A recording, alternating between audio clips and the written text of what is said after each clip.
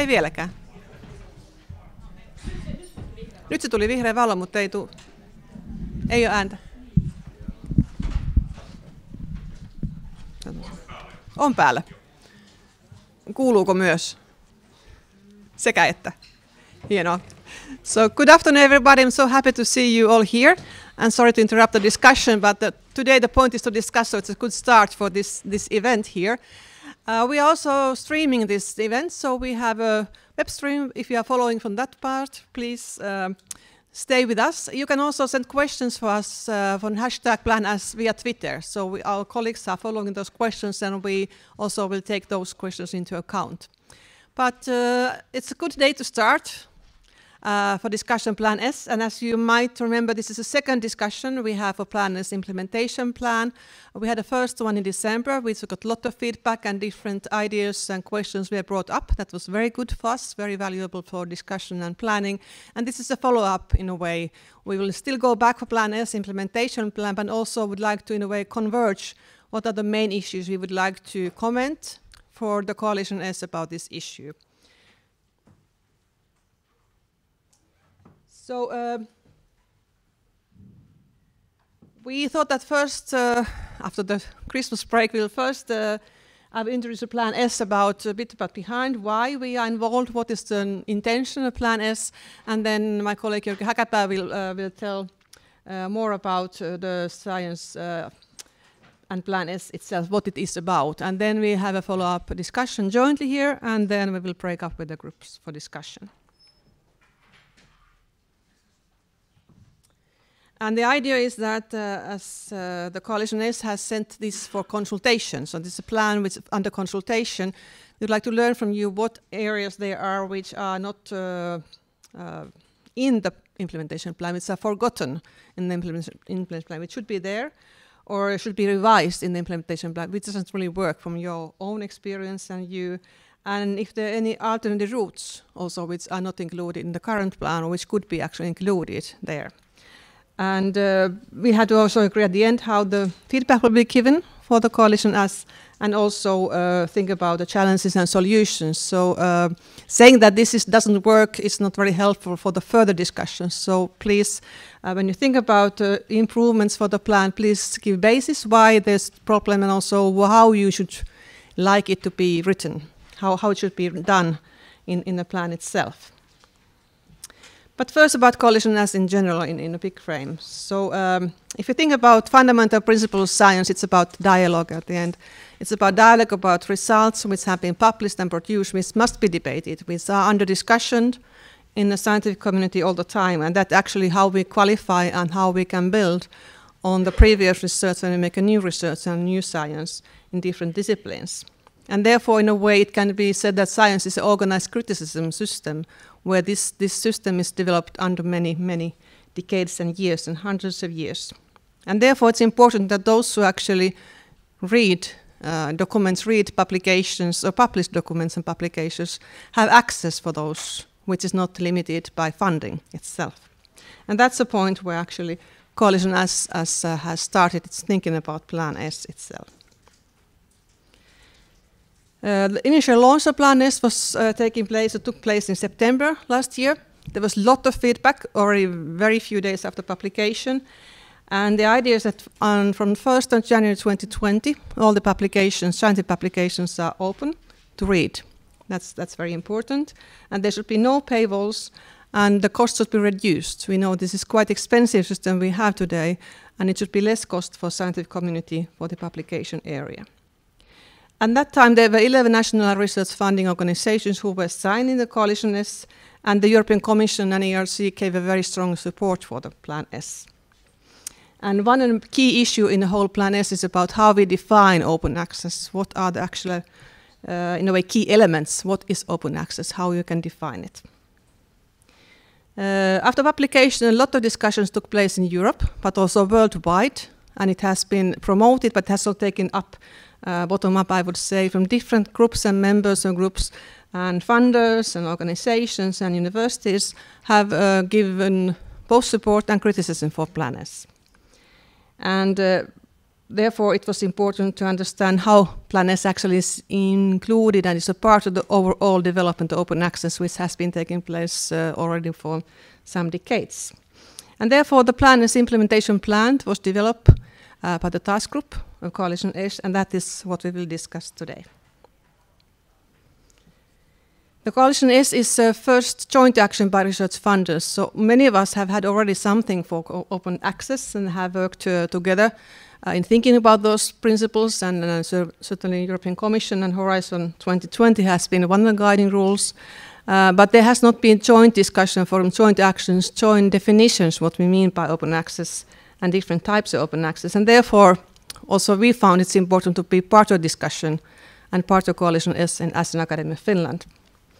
The coordination is done by Science Europe and the European Commission together. And now we have also over 20 support statements, which are not actually part or members of Coalition S, but they are supporting it. ERC is a very important stakeholder, but also national funders, foundation, international networks, and societies, and numerous other research funders have said this is something what we also want to do, and this is in line with what we actually are proceeding ourselves. We also have to understand this is, as I said, open access has been ongoing many decades. So OR 2020, for instance, discussed this issue at Plan S and also found it very useful. And essentially SCOL has been discussing, it's very close to that one. And we have many universities also beyond Europe who have been discussing, also want to join discussions and promoting open access for this approach, even in China and USA. So now we have the consultation for the implementation plan. So in a way, it's like you have 10 rules, what Plan S includes, and the implementation plan describes what it does actually mean. And that is very crucial because 10 rules don't make, very little by itself or by themselves. But when we start to implement that, that's a critical point for success or failure for this idea. So therefore, there's aims and scopes. Also, what does it mean that Plan S compliance? That's very important. Also, possibilities for supporting open access, the timelines, which is also very important. And one question for you, if it's too fast or too slow. And also review processes for implementation. This must not be going for 20 decades further, but also we have to come back and see if this is the right track or something should be changed in due course in later years. And some technicalities. It's a public feedback process. Everybody can give feedback until 1st of February this year. So there are two questions for the feedback. First is really if there's anything unclear in the plan, implementation plan draft, or are there any issues which have not been addressed in a guidance document? So that's the first question which is there. And the second one, if there are any mechanisms or requirements funders should consider. So funders should consider as a part of the whole society supporting scientific research, which should be able to foster also via Plan S to support open access. And here's a link. If you have not yet given your own feedback, you can also give it still until 1st of February via that link. So in the first discussion session, also later we have feedback from the Twitter and other ways. We got some comments, but not so much as we would have wished. So I'm very much looking for your comments and views for today's discussion. But there may be 3 different areas which took up mostly in the comments we have received so far. First is an idea of worry that Plan S is actually disrupting the traditional and well-working academic publishing system. The system will be violated by Plan S. The second concern raised by comments we have received is that most of the current journals and other publication venues cannot be used under Plan S. And the third one has been that Plan S hinders scholars to get published in the best journals, and therefore scholars cannot get merits they need for development of their career.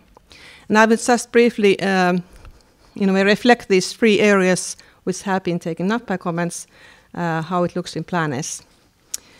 So first one is that Plan S disrupts the traditional and well-working academic publishing system. And yes, the open access itself and Plan S part of us open access movement is aiming to change the system we have today. But this system has not been there forever. It has been only there for a few decades. Now we see it's very costly for scientific community, and we see also how education system has been changing in last year and we have new ways to share academic knowledge. So it's not actually a stable system we are talking about. We talk about system which has been changed in last decades and how open access actually is built in that system, which is still in the process for changing. The second one is also that actually disruption takes place already now. We have seen it in many disciplines. There's new ways to open the publications or working with open data also, which are still linked with publications. And there are many ways that we actually see that that this is taking place anyway. So Plan is not the first initiator. It's just which is now coming in to support the progress. And third comment is that actually already now almost half of the publications are open access, both in Finland but also worldwide in different disciplines. It varies, but in general it's over half. So Plan is actually in a way tries to give guidance what is good open access for readers and writers or authors, and also how the second half can be taken on board in a right and clever way. The second question or comments was that most of the current journals and other publications venues cannot be used under Plan S. On the other hand, we can see that the Plan S actually offers principles what we mean by good open access venue. A lot of discussion had taken place that there are bad open access venues which are not supporting quality, and that certainly is not a good situation. So Plan S will want to support, this is a good place, a good venue for open access publications, the time frames, how they're actually proceeding to be a good one, and supporting for how we can adjust the current journals for these open access principles. And also Plan S wants to create support and incentives to create also new ones, new venues, how we actually can support open access and venues in general.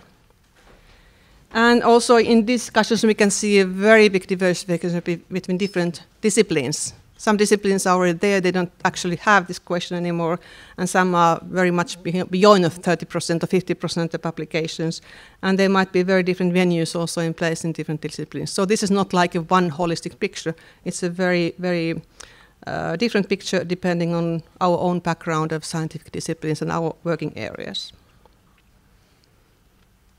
And the third one is the Plan S hinders scholars to get published in the best journals, and therefore scholars cannot get merits by their need for developing their careers. And that certainly is a very, very, very important third question. And the idea is that Plan is actually setting requirements, what is a good open access. We want to increase the visibility of open access principles and planned actions for each publication. So then there's a target, there's a way to see this is a good quality venue, and therefore there should be also better support for researchers and also journals to develop on that part. And we also ask journals and publishers to function responsibly and the way that supports the scientific quality of the publications. So there should not be any competition between open access and quality. It should always be good quality, which is then also open access. And third one is certainly endorsing DORA by Coalition S and also in future by Academy of Finland, that this is all how we evaluate the researchers and their merits, for instance, for the applications for funding or in the recruitment processes.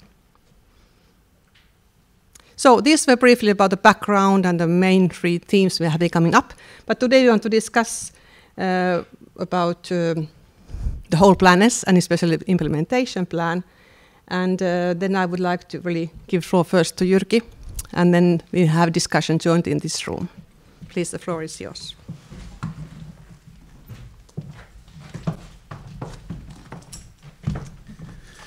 Thank you. Yeah, the basic idea is that I give a short introduction to Plan S and its implementation phase. I'm sure many of you have been going through the documents and the news about Plan S and the feedback phase.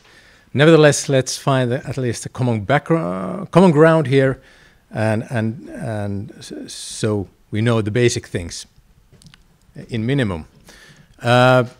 Then we have set aside some time to discuss about overall issues of Plan S and open access policies and where are we heading to. But the real discussion on how to develop, how to make Plan S better should be then taken up in the second hour of this workshop. But first, a little bit more about Plan S. As you know, there's one shared aim, the first principle of Plan S. An effort to support that after the beginning of 2020, all scientific publications that being funded by public grants provided by national and European Research Council and funding bodies must be published in compliant open access journals or platforms. Now this of course means those funders that have come together to support Plan S and are members of Coalition S. But Coalition S is an open community. It's still looking and keeps on looking for new members and isn't against the idea that somebody would follow its principles even if not being an active member of Coalition S. So in that sense, there is an effort to make this aim bigger than just the aim of Coalition S members. There are 10 principles that were published in early September. That text is too small. That's why you have a leaflet there. And if you don't have, I think up there you will find a copy of these 10 principles. I take up this shorter version, what kind of issues are discussed in those 10 principles. The effort to make sure that all articles to be published in open access and by Coalition as members should have a copyright for open access, copyright support for that. There should be a license for each of the article. There should be certain criteria for the journals and platforms to provide the open access that Coalition as members are seeking.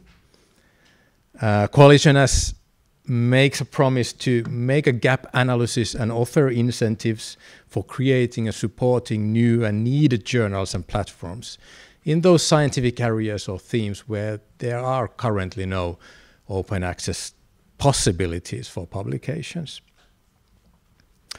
Coalition as members make sure that everybody understands that it is the research organizations and funders tasked to fund these efforts. It's not individual researchers or individual research groups that are made responsible for giving the funds for this, but funders need to find their money for these activities.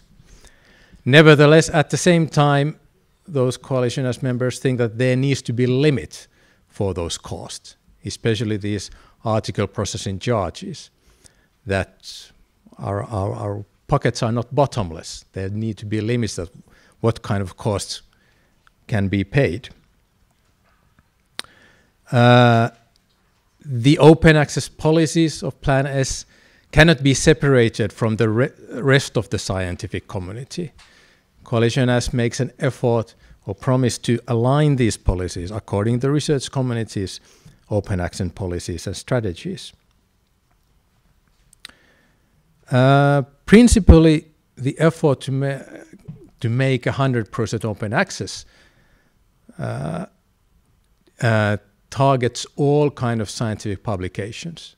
But in the first place, we are discussing the peer-reviewed articles. We know that, for example, for monographs, the situation is more complicated. The issues are more complicated that need to be solved, and the time frame is different. So Coalition as members understand that, for example, for monographs, the development might be slower. We need to put another time frame, another time target than the beginning of 2020 for this effort.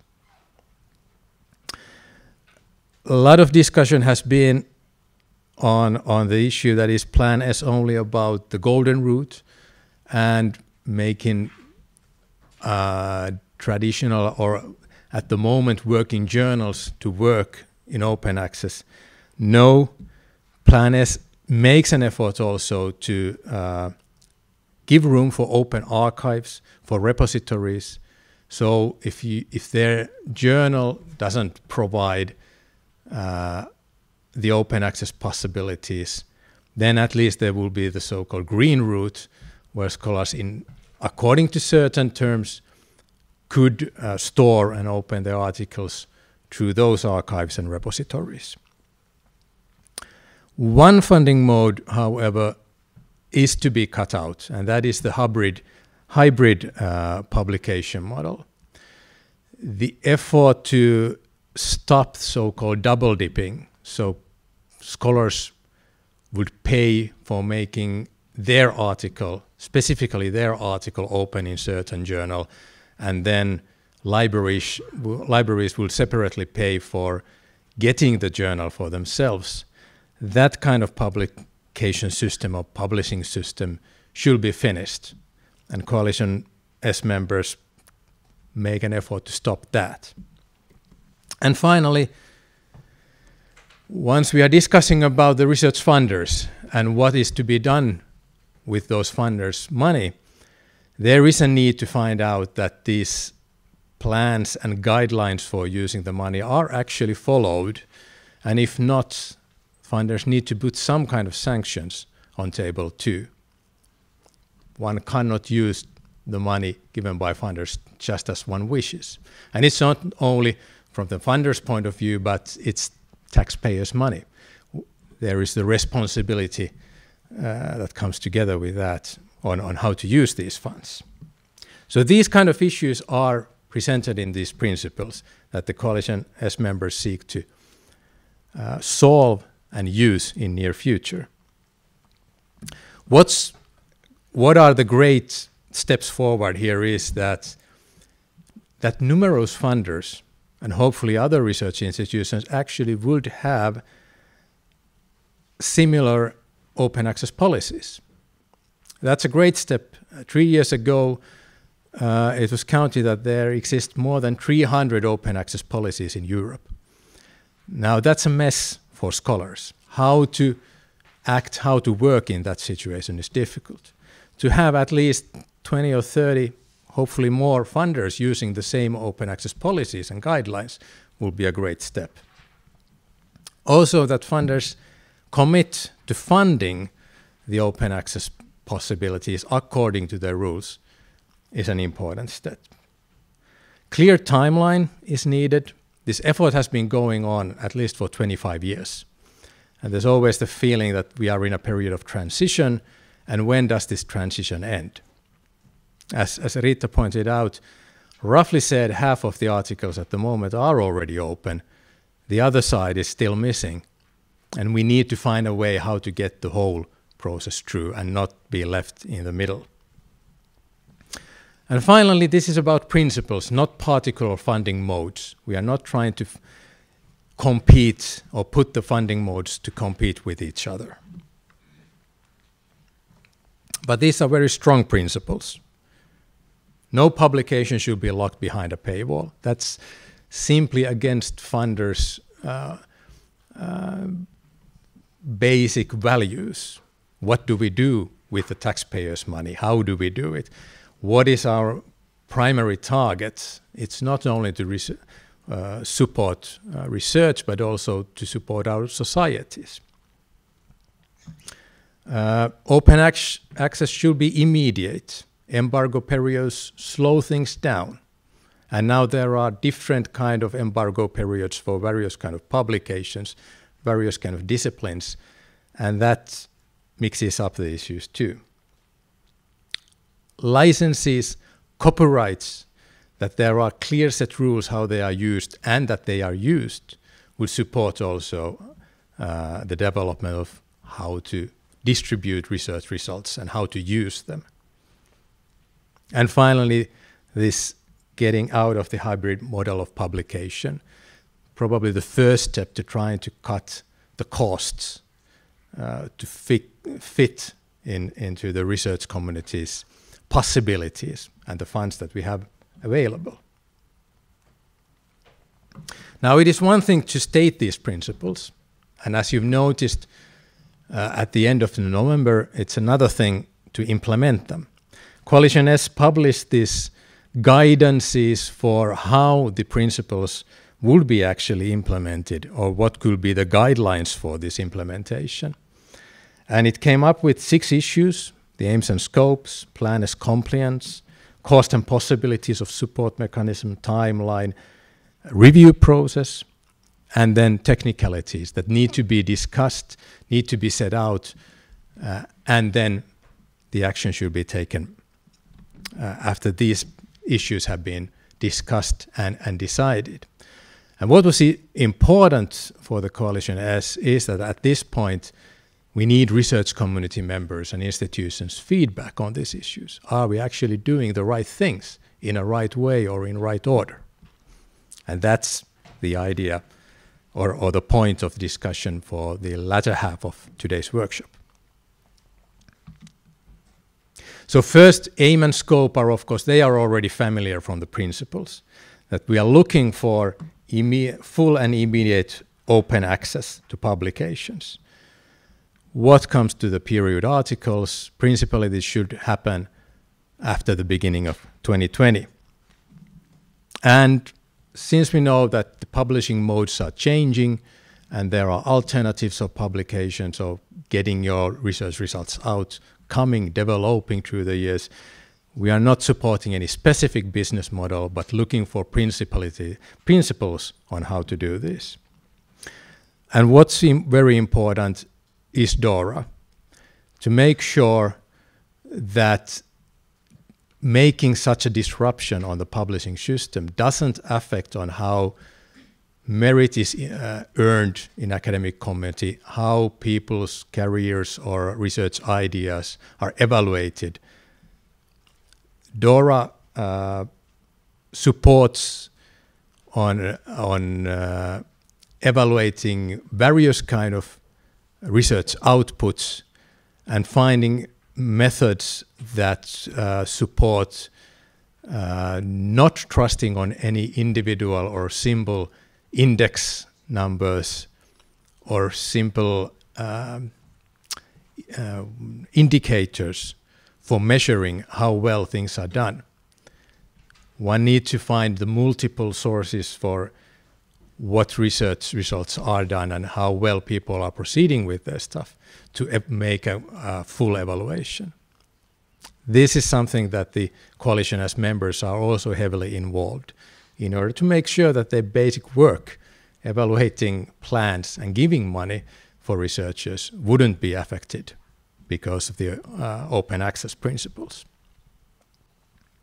Now the compliance, there's been a lot of discussion on this, what kind of open access articles, journals, platforms will be accepted under Plan S. Now there are 3 modes. The one on the left mostly supports the so-called golden route, so how journals can act in an open access world. The one in the middle discusses on how the green route should be evolved, how to make sure that you can store and publish your article via university archives or repositories, under which rules.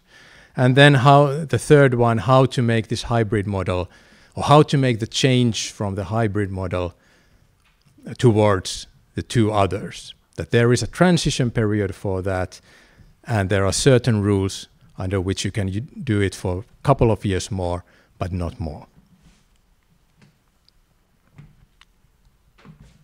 Coalition as members are also looking for full transparency of costs. Where do we actually put our money when we publish our results? We don't know that too well.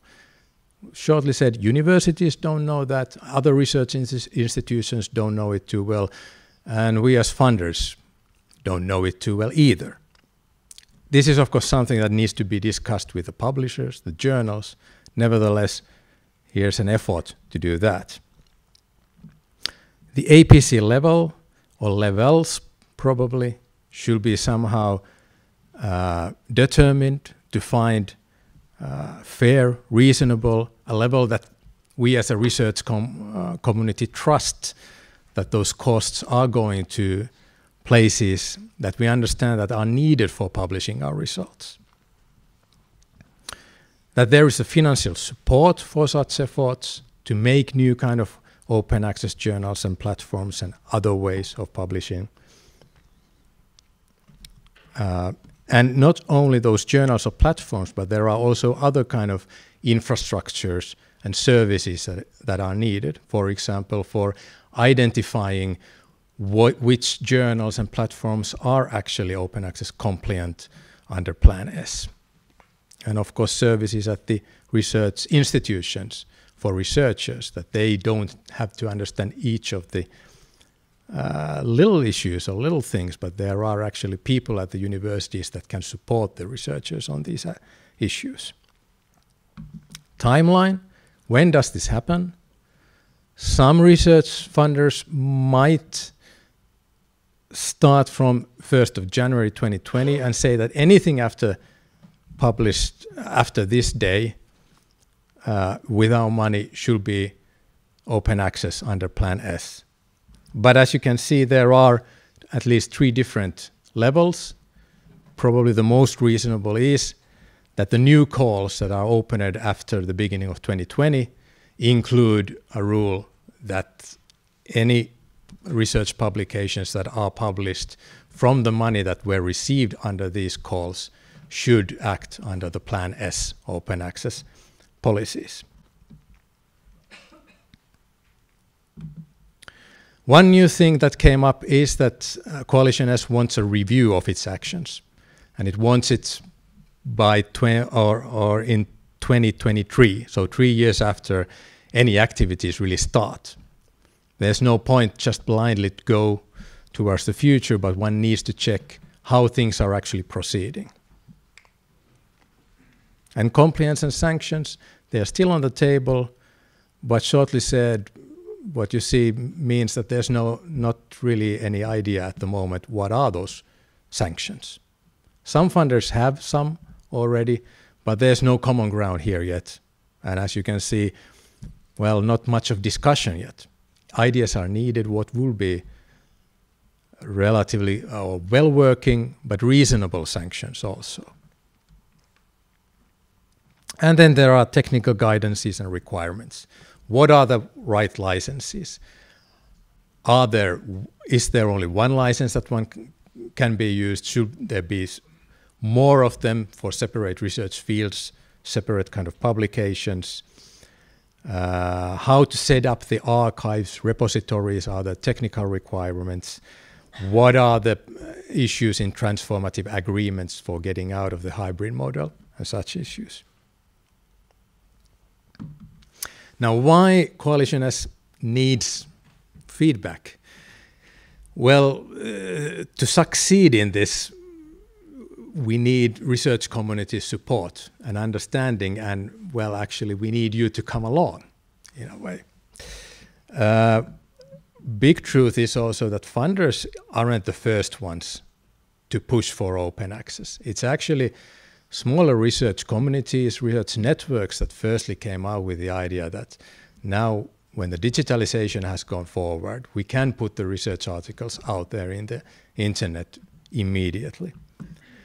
Ministries of European states have also stated the same thing 3 years ago, that it will be good for the societies, for the research communities to make everything open access.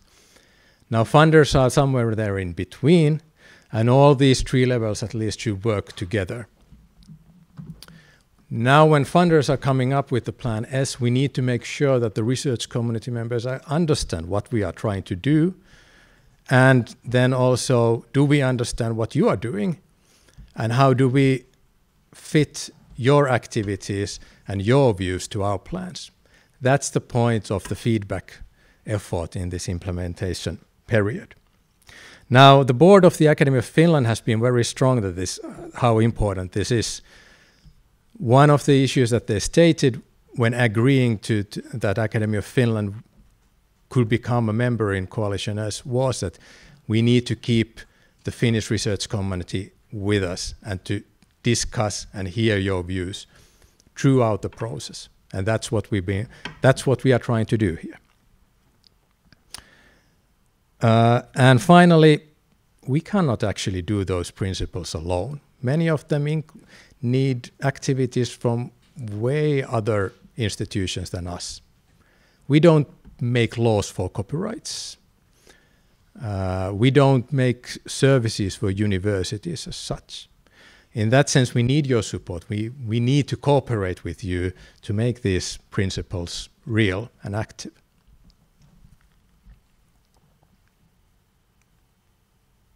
And that's why we arrange a workshop in about 20 minutes to hear your ideas how to make the Plan S better. But to go a step behind, it's probably a good time to stop here and to hear your first ideas on Plan S and the funder's role in making full open access a reality. Now, as Rita pointed out, there's been very strong fundamental questions on why we are trying this and how we are trying this. And this could be probably a good place to discuss those fundamental issues for next 15-20 minutes. And then we will move forward to the workshop period for discussing on how to make Plan S actually better. So maybe I could stop there. Rita, would you join me here? You can do it. Well, we'll see. But it will be a good time if you have some questions that have come up with now or already previously. Please do state your name and the affiliation, and we take a microphone also so the other people will hear. And we have first comment there, then second, and a third back there. But first, please.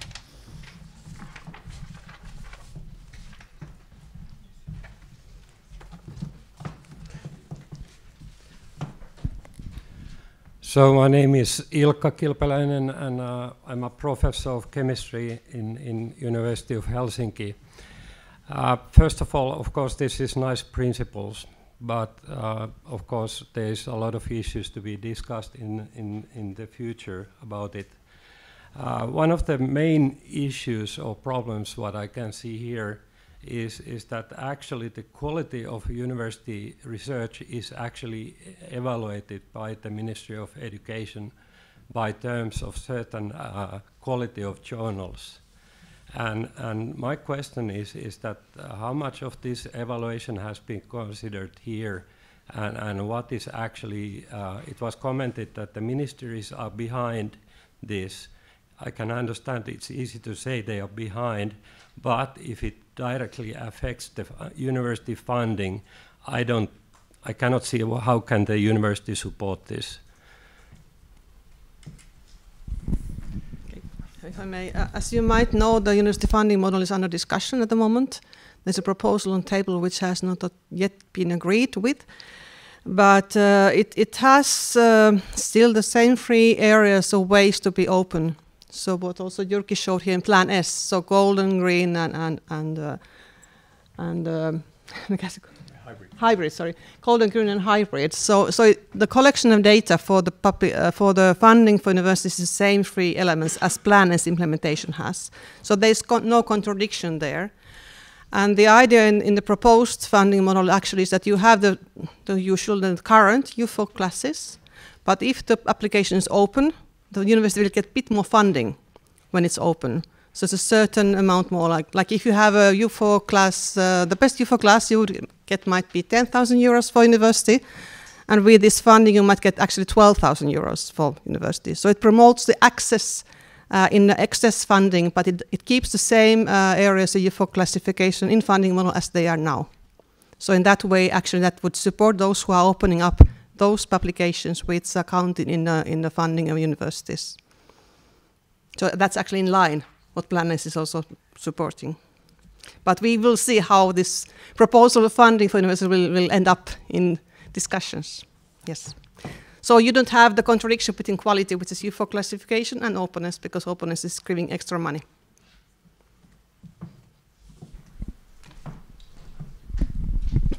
So I'm Olli Ikla from Aalto University, Applied Physics. So I'm publishing in the physics, chemistry, biology axis. And the very interesting happens within a year. all the journals where I have ever dreamed to publish and try to publish as much as I can, they just vanish overnight. So I have two questions. So do you think that there's going to be a negotiation with the present most credible publishing houses where I usually dare to send or try my articles to have a new publishing principle? Then do you think it's going to be possible to have a new agreement? If there would be a new agreement, that would be, of course, the best thing. Then that's the best scenario. But what do you expect to be the worst scenario? So is it like a Brexit without agreement? If you kind of, let's say, promise savings and then you just leave us researchers kind of, let's say, as losers, so what would be the worst scenario if the agreement with the present best journal publishers doesn't lead to any solution? You have to remember that most of the so far open access journals are such that I don't want to publish in them.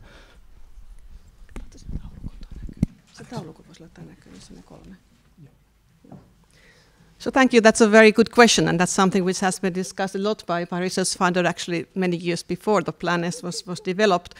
And therefore, I think it's very important that we don't think it's only one type of open access. We have 3 types of open access here.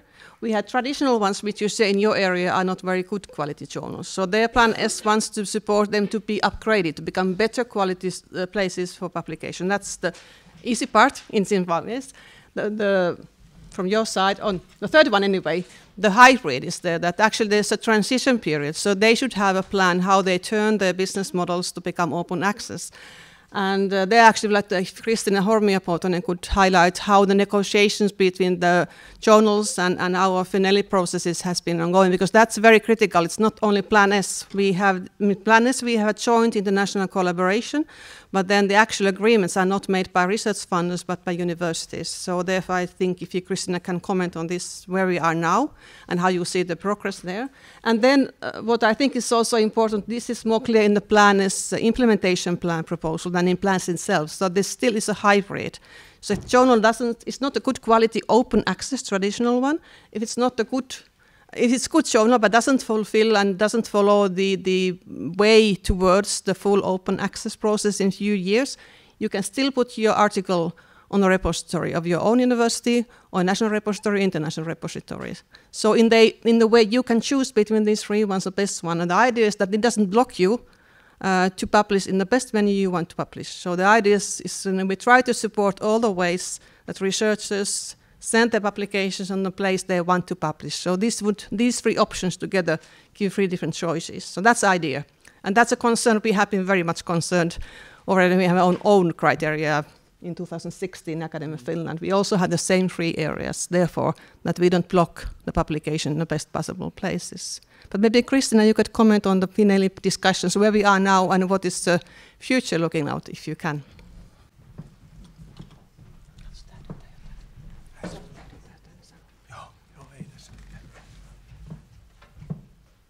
Yes, thank you. My name is Kristina Hormia-Poutonen, as Riitta mentioned, from the National Library of Finland. I also have some other tasks, so I'm working at LIBER, which is the network of research libraries in Europe, also at Open Science Policy Platform and DORA Advisory Board.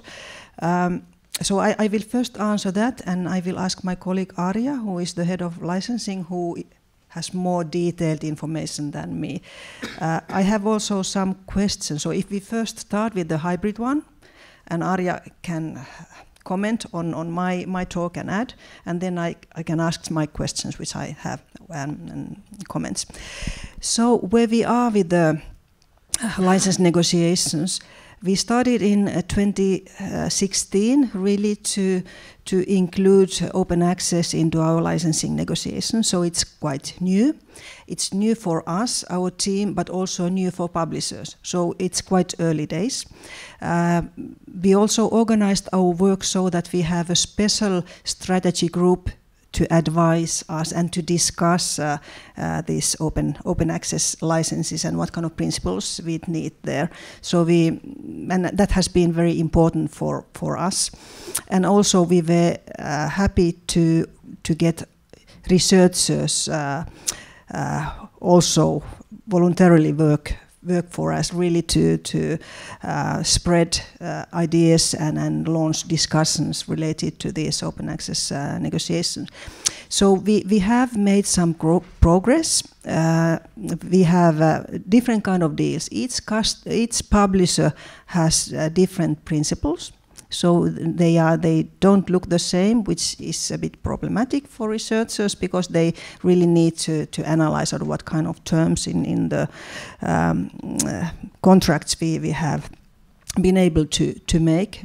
We aim at full open access so that we could transfer the current licensing system to publishing system, but this is still sort of in progress. Some publishers have been more active than others and more willing really to move in this road. Arja just came from Brussels, where she also has been attending a European University Association meeting, and I'm sure also these issues were discussed. So Arja, could you add on this? Yes, I'm Arja Tuulinimi from National Library and they're from FINELIP unit, which negotiates the agreements with publishers. So at least 2 points I'd like to raise here. First of all is that why we do the negotiations with the big publishers is that there is a big volume, and there in those journals there are also journals that many Finnish researchers currently publish. And we feel that when we get those open, then it would benefit many Finnish researchers. And then another thing which is related here is that we are not the only one who is negotiating on the same terms or for the same terms with the same publishers. So like I this week saw many colleagues from Europe who have the same targets to get the big publishers' journals open. So we have power behind. And now when we have this Plan S guidelines, so that we have a sort of common guidelines in Europe, it makes us even stronger in the negotiations. So now if I can sort of add my questions. First of all, among Coalition S, is there discussion about open access journals and platforms, really how to launch new ones, how to analyze the current ones, and really trying to create competition between the current traditional publishing system and the new emerging one? I think this would be very interesting and important, and also in Finland we need to get more information about the new open access channels. My first question. And my second question relates to costs. So among the principles there is the idea that each researcher should be able to publish in open access, and if that researcher is not member of a research institution, so the cost should be covered. Is this discussed in Finland, how this mechanism would work? Okay. If I start, thank you for the comments and clarifications where we are, and certainly about the discussion in Coalition is about new venues. It has been a starting point in a way. There are so many new things coming up that you actually cannot imagine what might be in place in 20 years.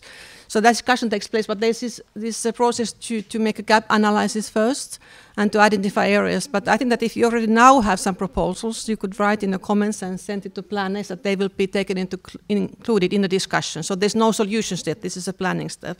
But certainly some models might be very important. The competition between those actually is a very good remark. So that should be also given to Plan S discussion, a Coalition S discussion. The second one is about costs. So since 2016, the funding we provide, that actually covers the costs for the golden and the hybrid publication for researchers. So that's covered by our funding. The green one is not. We think it's under the research organization responsibility. So that part is already done. But it's when we have a change in system, we have to certainly reconsider that too.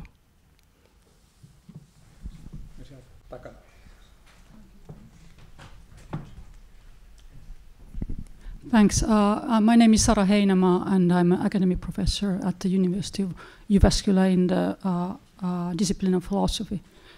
And perhaps my comment kind of reflects on the earlier ones, because it seems to me that the plan is rather idealistic. It's very well meant. It's kind of motivated by excellent values and goals, but it seems to be non-sensitive to the kind of concrete real-life reality that in which the knowledge is produced. And the main kind of thing that makes me think so is that the main discussion is about the sharing and distribution of knowledge. But the main function of journals and also publishing houses is not only in distribution of knowledge, it's in the guarantee of the validity of the knowledge. So the publishing process, as it has been for 2000 years, has been in also creating a community in which proposed results are tested in a scientific manner. And the fact that it has already been pointed out that there is a very weak quality in the real open access journals at the moment, and not just in the natural sciences, also in the human sciences. So it's not just in some sciences, it's in almost all sciences in which these journals are on very weak quality. And the plan is in 2 years, we should already be able to, without any real resources, kind of personnel or monetary, we would have to go into these very low quality journals and try somehow to raise their quality. And that's a new work for us. How can we raise a quality of journals, creating new communities that are active without leaving our main task, which is to produce, in my case, philosophical knowledge to be published in any journal possible? Thank you. My turn. It's true that there is a danger making such great changes to the networks and institutions for publishing that the quality would diminish for a while. Then again, I don't think the quality is dependent on how long a journal has been working already, or is it open access or not. It's very clear that open access journals can be high quality journals too. And there are practical examples on that already. One important issue has been that the new maybe platforms or journals that have been created that are open access don't involve only publishing, editing, and reviewing, but include an open review where people actually can check who are reviewing and how it's done. Now, there are challenges on that, and there are many levels on that too. But at the same time, the quality issue has been put quite strongly in those new open access efforts. Therefore, I do see your view. Nevertheless, while there is certainly a danger that there is a dip in quality, there might be editors missing out, reviewers missing out, or moving out of their task if journals or publishers need to act differently. There are also examples where editors and reviewers have decided that the old system, the closed system where everything is behind paywall, is the one that is wrong. And where the editors move exactly to open access journals because they think that's the responsible way of making research. So this is the great discussion between and how research community can handle these kind of different views. May I just have one small comment? Sure, but that's... In ideal life, in ideal life, in 20 years, we will have excellent open access journals. But our timeline here is 1 year. And I have to educate 7 PhD students in these years. And if they are not educated properly, If they are not publishing properly, they are unable to educate the next generation. So I think the timeline is crazy, frankly. Can I add? In ideal, we would have only this first column here, that everything must be an open access journal. But because a transition period takes place, we have 3 columns. So we have the 3-year term for the transformed agreements for hybrids. So we actually then they will together, especially with us, we discussed about the negotiation of the universities for journals and publishers. They will turn, the good quality journals will turn to be open access. At the same time, open access journals will hopefully become better ones. So that's why we have 3 options. And still we have the green one here. If either the side system doesn't work, you have green one. So that's actually is how this reflection in real life is taken into account the plan as implementation plan. It would be only ideal, which have been discussed actually quite often, that it's only this open access journals itself. And therefore, I fully agree, the quality of open access journal is not as high as the older traditional ones. But at the end of this period, we hope the transition period of hybrids would bring that you have a choice which is up to your choice. It's not depending on how the journal was started. It's open, that's the most important one. And therefore, also I very much like what Arja comments, that actually the stronger our universities and organizations, libraries are in negotiation with the funders, the better agreements you have. And if agreements allow, like we have some agreements right now, which actually Finnish researchers can publish free in journals and make their publications open, not with the certain agreements, that's what you want to go ahead. So you don't worry about that one, that's about libraries. They should support you at the same time. So it's a combination of 3 different elements and choosing those elements which is the best one. And that's why it really tries to support that there's no dip and you can choose the best one for your research and not to think about this work behind. But I fully agree, it has been discussed a lot about this first one as an only option. And that's a very good comment from you that it's not, to clarify, it's not the only option to have open access journal itself now. Now one thing I have to ask, I have seen 5 hands already up. Yes. We are running late. I'm thinking this might be more fruitful that we actually discuss this in one group. Who wants to discuss here? Yeah. Rita, you had other activities to go for, so, but I have time to stay here. Yeah. And would it be then fine that if we just keep on discussing? I think that's quite fine with me and apparently with you too. So good. Maybe say thank you to Rita, and I take all your notes and pass it to, and we get the camera working for the next hour too, so everybody can follow it via streaming too.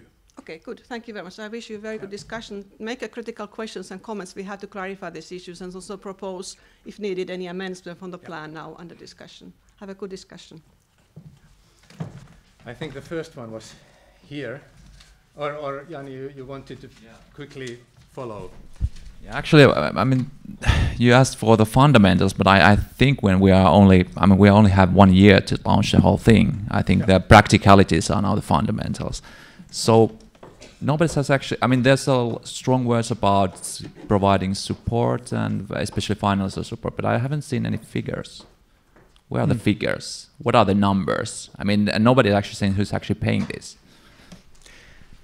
Because there are no figures yet. That's very true. Well, one point of feedback is then, okay, 1 year is not enough. Is 20 years enough? What is enough? That's the trouble that the coalition as members probably have. And the other one is exactly what kind of sums are available and in what schedule, what kind of, are they given through competition? How do you define which kind of new platforms or journals would actually get those money? How to make sure that we don't fund just opening such journals, but they actually maintain themselves.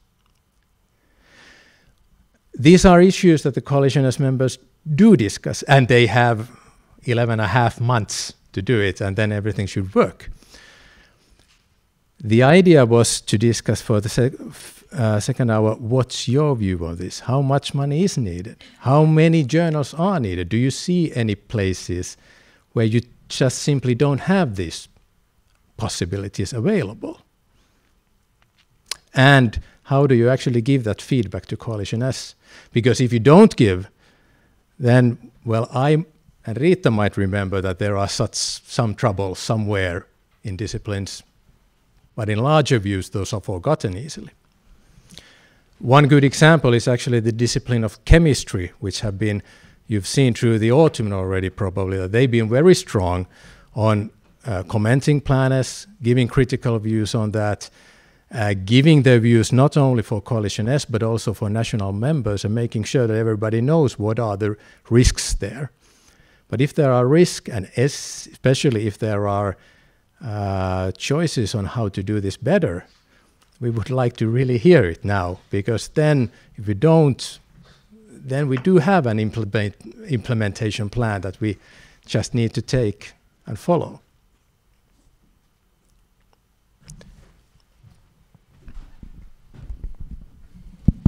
Hello, I'm Kalle Korhonen, Director of Research Funding from Kone Foundation in Helsinki.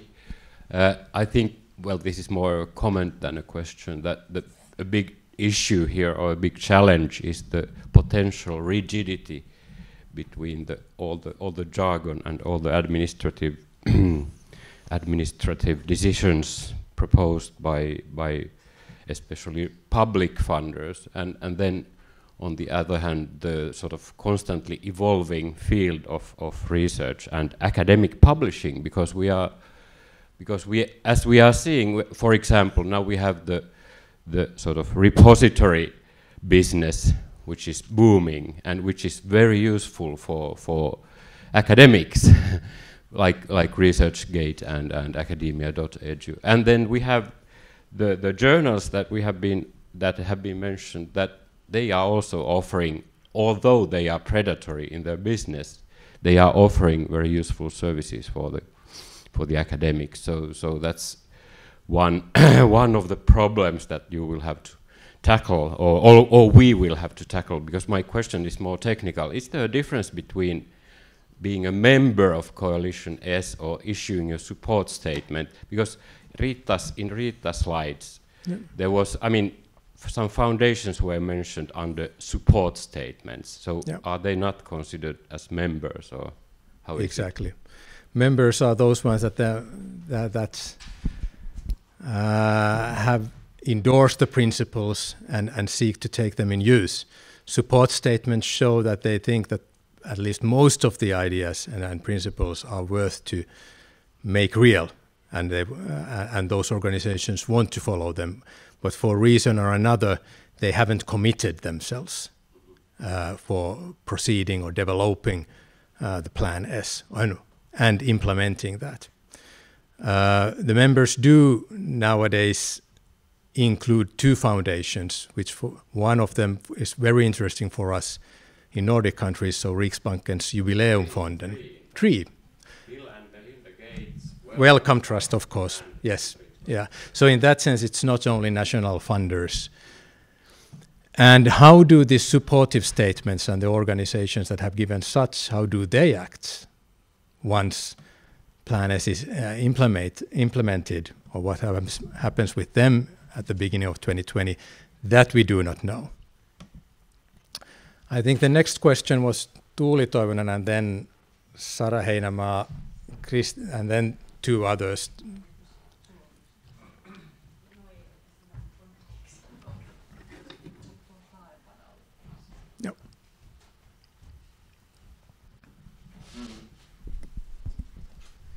Okay, hello everyone. Indeed, my name is Tuuli Toivonen, and I'm an associate professor of geoinformatics at the University of Helsinki. And I thought of saying, as there's been so many critical voices, so how does this look like from our discipline's perspective, and perhaps from other researchers' perspective who work on the fields of geoinformatics and a lot in planning, applied geoinformatics related to planning, conservation planning or urban planning and so on. All of these are fields which traditionally don't have much open access journals. So most of our publications are currently published in closed journals as hybrid and so on. Nevertheless, thinking about the whole development of publishing costs over the years, if you step back from your sort of researcher's agenda, looking at the whole cost of publishing, I think that it has been growing outrageously, and the system which was stated there to be well functioning, from our point of view at least, is not well functioning. So people who should be reading our publications, for example in the third countries or global south, they are not having access to the work that they should be having. Overall, our hybrid publishing doesn't solve that problem. The thing needs to be changing more completely. The review process is not working as it should, so having somehow more open review processes in place would be good. And thinking about the hybrid or other open access publishing at the moment, the costs are too high for many. So thinking about 3,000 euros, for example, for paper or per paper is too much. For many, and having principles which might be idealistic but which seem to be well in place in the Plan S, particularly as there are so many big institutions behind it, I see for the first time in long time some light in this matter, and hence I'm really positive. And what I see happening is not that we would be implementing new journals that would be open journals, but that the current journals, there's a lot of movement in the editorial boards at the moment. They are thinking in the journals that how do we change our journals to be open. So it doesn't, I don't see the future as such that we are moving to new ones, but the current ones need to be changing in one way or another. Of course, both developments might be happening, but I expect to see what has been happening, for example, in the Nature Publishing Group, that they have established with their own prestige new journals, and evidently, or at some point, probably some of the closed journals will be opening as well. So I see this from many perspectives, from the perspective of openness, of review and publishing, and the costs, very positive thing. Maybe one point still is that there's been also in our field a lot of concern from Global South about the APCs, so the publishing costs, and that is maybe something that needs to be well communicated, that how do those researchers who do not have extensive funding, so how they will be having not only the possibility to read, but also possibility to publish in these journals. And maybe still as one last point, I think that unfortunately there is a lot of jargon related to Plan S, so it's very easy to be misled on the principles and ideas where we are trying to hopefully develop the world to, as people don't know what is even hybrid or golden access or green access or APC or DORA or so on. So then it's easy to be sort of misthinking what this all is about. Thank you. If I may continue shortly, somebody before asked about negotiations with publishers. Are they those on the paper? And yes, they are. Again, I would not know in which timetable and how, and do the funders really have the muscles to negotiate with them. But as Tuuli pointed out, the point is not to disrupt and change the journals. Rather, the journals are there. We are trying to negotiate with them or their publishers on how to make their activities sustainable for the whole research community. And if that succeeds, then there eventually is no big change for researchers where to find the best publication venues for themselves. With the risks that Tuuli pointed out, that's very true. Again, the language has been a bit difficult, saying, for example, that we need to find a cap for the APCs. Already in the implementation papers, it's much more clearer to say that it wouldn't be good to have one fundamental APC level through all journals, through all disciplines. There need to be differences according to discipline traditions, and especially on what kind of background the researcher has. Does the researcher actually have the funds to pay those APCs?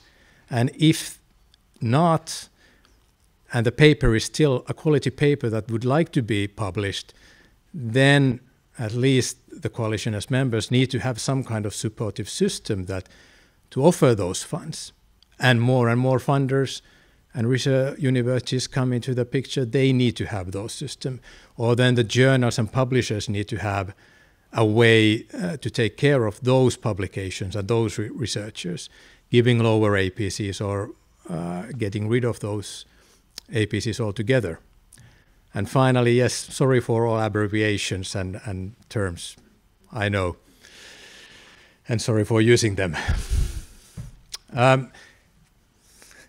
Only 4.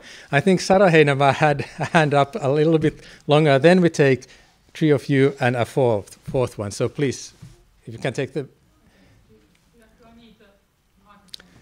That will be nice because the streaming is still rolling.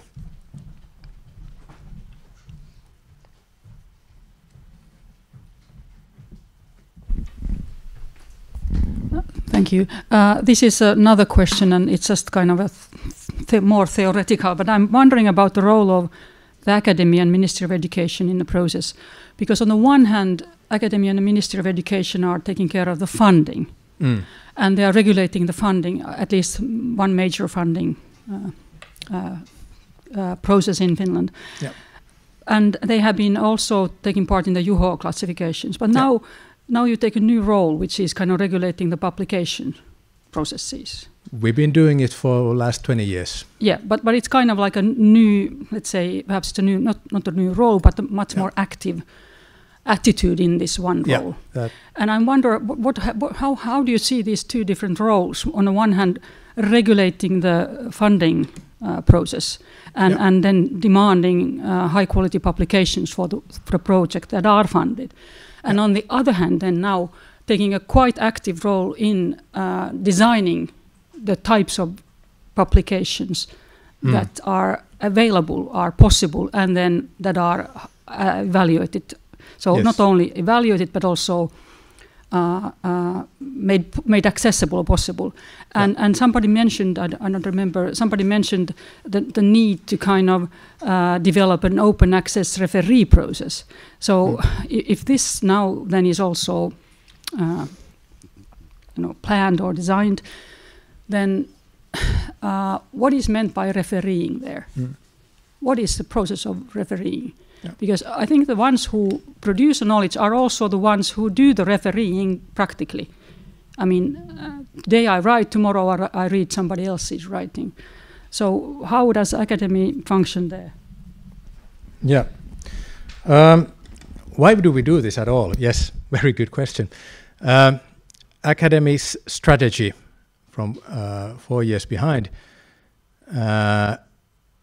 make sure that we support high quality research. We support research that gives something to the community or the society. And finally, we support responsible research. And we see that open science activities are under this responsible research. Shortly said, how science should be done.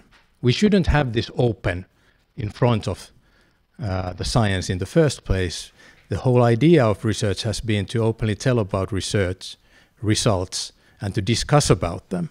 That's why journals were made or created 400 years ago. Now in the new digitalized world, we have new kind of opportunities available. And therefore, we see that if we want to support responsible research, then one of the way of doing it is to make sure that the results that are made with our funds are open for any community members or any member in the world. And that's why we are doing this.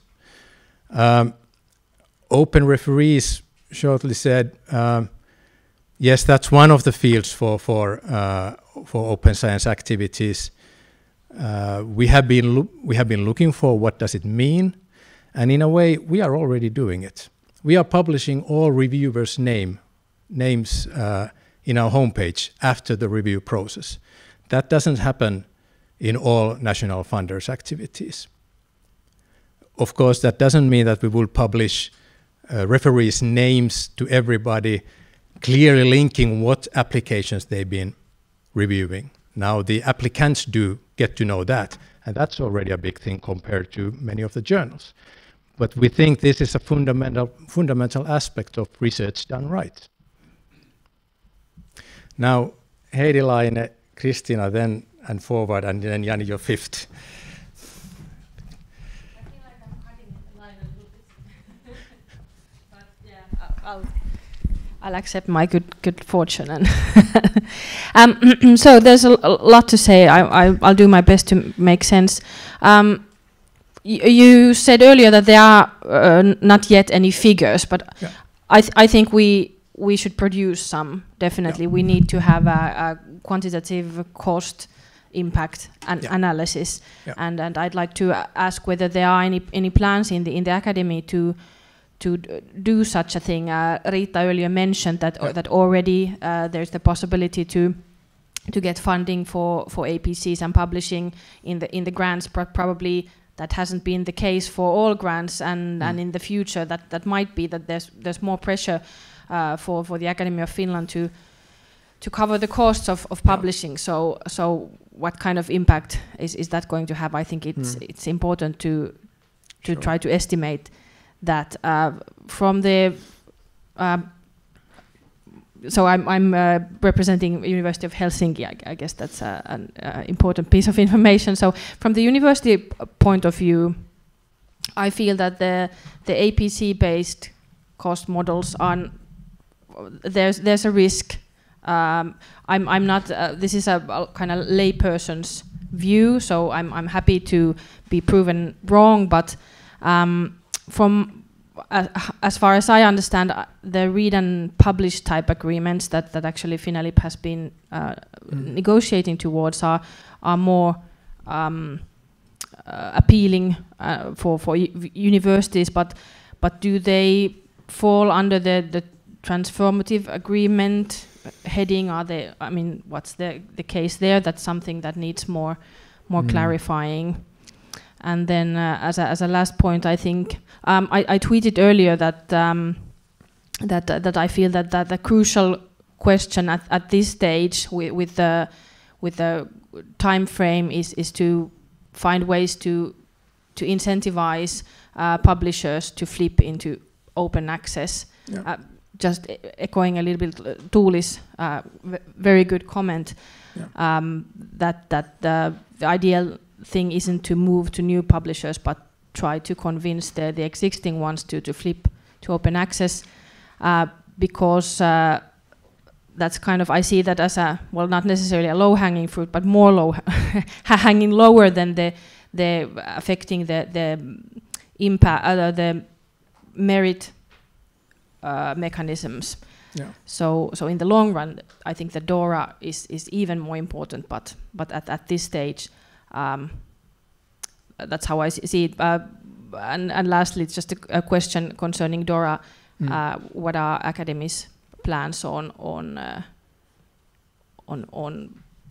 making it happen? The goals mentioned there. Sorry for the long comment and rambling. That's okay. Thank you very much. Concerning the funding, I was a bit too straightforward. I don't know the numbers. Somebody probably does a little bit more already, and they need to be known.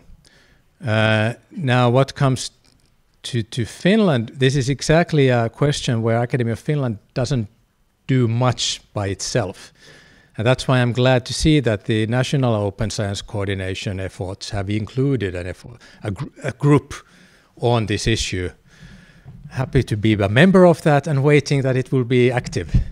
But it's true that we should have an overview on what kind of costs are actually involved here, both on how to get the journals to the libraries, and then what kind of costs researchers and funders are actually putting to APCs and other publication costs. And very shortly said, we don't know. And that's a big trouble, because after that you can exclaim almost anything, that this money is too big and it should be used for something else, or it isn't. It's a small drop in the overview. My gut feeling is that we are putting a lot of money, too much. We could do it, and especially if that money can be used better to support open science, that will be the effort. But we will see. I forgot all the other issues quickly. Dora, yes, that's been on table on Academy, and I'm looking forward very much on Academy and activities on that field. I don't know if Kristina had something. Yeah, actually, I could continue regarding Dora. So Dora has published a roadmap quite recently. So I think this could be a very good starting point, really, to look sort of what, in practical terms, could be done in Finland and in Europe. And this also reflects to our national group. But actually, I wanted to go back to the transformative agreements and those license negotiations we are running. So Plan S really strongly supports us in this. And also the national guidelines which we have now in Finland. The Academy of Finland supports Plan S, and also UNIFI has given support to our negotiation goals. So this is really, really important, because we are negotiating with very big players, so they don't change their policies easily. So the strongest support we can get from Finland and from other countries, the better. And one part of this play is also information, so we really need to have the facts. We need to know how much we pay for reading at the moment, and that's why FINELIP has been active in regard of APCs and collecting APCs, and we are happy that this year we will have the possibility really to study more of these and perhaps really to develop new models, really how to get the funding. And at European level there is already sort of information collected about APC, so we could also compare internationally how much countries are paying. So if we had this information, then we would know how much we are paying, and then we could compare sort of how much the open access would then cost for us. So Plan S is important in this regard. But still, I'd go back to the competition. For big publishers, it is not that easy to change their models, and that's why it would be important to get high-quality new channels. So Wellcome Trust has one, and it is high quality. Bill and Melinda Gates Foundation, they have, and there are more. So if we really had more information about the quality of these channels, the very new ones or the sort of the older ones, also that would be very important for us, and also for the new researchers, young researchers. Yeah. And this is my one point I'd like to suggest also for Coalition S. I think we should consider young researchers kind of separately, because they are creating their career, and they are very eager to get sort of credits for their work. And now we don't have this system yet. So how can we support them? Could there be a sort of some kind of separate path for young researchers, let's say for 3 years or 5 years, sort of a certain period of time? But I think this is something which should be discussed. And my last point is about the members and supporters of Plan S. Many of the organizations who have signed some support for Plan S, they are not research funding organizations. For example, LIBE, which is very much for training and outreach. Yeah. So we don't fund research, but we have supported Plan S, and now we will give some more detailed feedback on Plan S, as many of the players and stakeholders are doing at the moment. Wonderful. This was all. Thank you. Very nice to hear. One issue on what kind of new journals or platforms Coalition S would support, and how. The first question I'm afraid is how. Even funders use their money quite differently. There are funders who put funding to maintain infrastructures or services, and then others who do this too, but do this only through open calls, so competition. And this is, of course, Academy of Finland's role in the Finnish research community, that we take care of competitive calls and funding through competition. So in that way, it's a bit of a challenge for us how to fund efforts through open calls when we at the same time know that this infrastructure actually should be maintained for a longer period without a extensive review and new application procedures every now and then.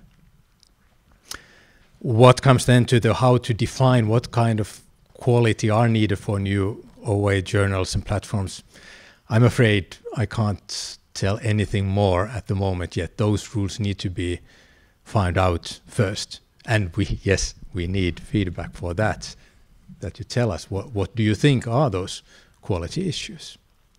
Young researchers are certainly vulnerable here. They are the people that have less money than the people that have been longer in this game and are more dependent on one or two specific outputs that they have managed already to put out. So yes, that needs to be taken care of too, and especially by us. Then, please. Yeah, I am Olli Martio. I am the chairman of the publishing board of the Finnish Academy of Science and Letters. I have been in the editorial board more than 7 international journals and the editor of top mathematical journals. I mean international journals. And my question is the following: have you made any progress? I mean, putting these criterions to become the quality open access journal? That was the question you already tried to answer. Yeah. But have there been any attempts really to do it? I mean, between inside the Plan S. Not yet, and I would stress quite strongly that we are not discussing about the high quality in scientific terms. That's up to the researchers to do. What do they value? What kind of papers? What kind of review process? But how is it technically done? What kind of support is offered for the editorials? Yeah. That's the field where we play, and that's yet undone. Yeah, I must say that I have been, it was more than about 15 years ago when I saw first of these qualifications had put up somehow that they were not from this world. They were totally useless. Most of the people didn't know how the top journals work. They had no idea about that. And one thing is clear: whenever there is money available, which seems to be now the truth, then there will be business enterprises which will take care of that money. Yes. Yeah, it has happened in this all open access process. So one should be careful. That's very true. There's discussion already about these new enterprises that have been successful in creating open access journals or platforms. And now, after 5-10 years, the discussion is: are they becoming the new Elsevier? Where do we draw the line? That's very true. Business is certainly part of these efforts. I mean, they are publishing enterprises. But what kind of payments and costs are acceptable for the rest of the research community? That's probably on the table here now. Again, I have 5 people in the row, but you had, you were the next one. And then Jani, Sara, and forward. Yep, viides. Yeah, Lea Kauppi from the Finnish Environment Institute, and I'm also a member of this steering group or whatever, Finelib. I don't know if I go too much back to the basics, but I somehow wonder, do we really think that this present dominant system is perfect? I mean, I think that's, to me, the basic question, that maybe it was an ideal system when it was started 100 or 50 years ago, but I think we have to be honest and see how the development and how the business has developed and how the prices, and so it's really